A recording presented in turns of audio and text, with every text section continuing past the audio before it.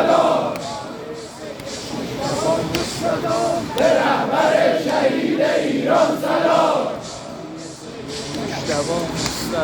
به رهبر شهید ایران سلام،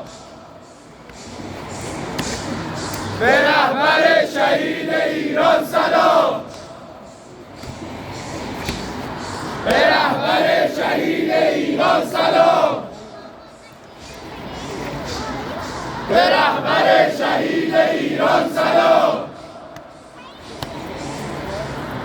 به رهبر شهید ایران سلام، به رهبر شهید ایران سلام،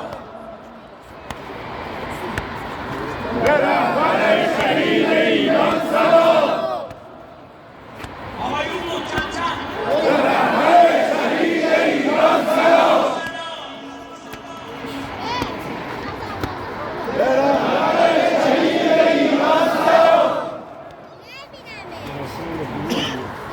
به رهبر شهید ایران سلام، به رهبر شهید ایران سلام. دست همه بالا. من همون شب اول جنگ گفتم این جمله خیلی بین دشمنان لرزه به تنشون انداخت به خواست خدا. گفتم میخواستم نظام ما رو عوض کنم، شعار ما رو نتونستن عوض کنن.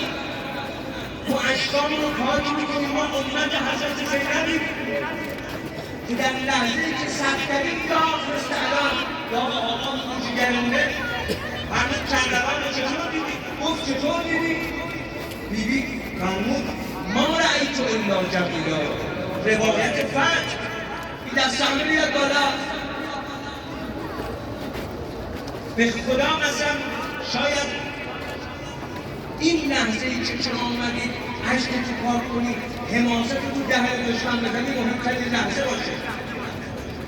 زن و من یک صدا همه با هم ابوالفضل علمدار خامنه‌ای نگهدار، ابوالفضل علمدار خامنه‌ای نگهدار، ابوالفضل علمدار خامنه‌ای نگهدار، ابوالفضل علمدار خامنه‌ای نگهدار، ابوالفضل علمدار خامنه‌ای نگهدار، ابوالفضل علمدار خامنه‌ای نگهدار، ابوالفضل علمدار خامنه‌ای نگهدار، ابوالفضل علمدار خامنه‌ای نگهدار. ما مردم 4 ماه تو خیابوناییم.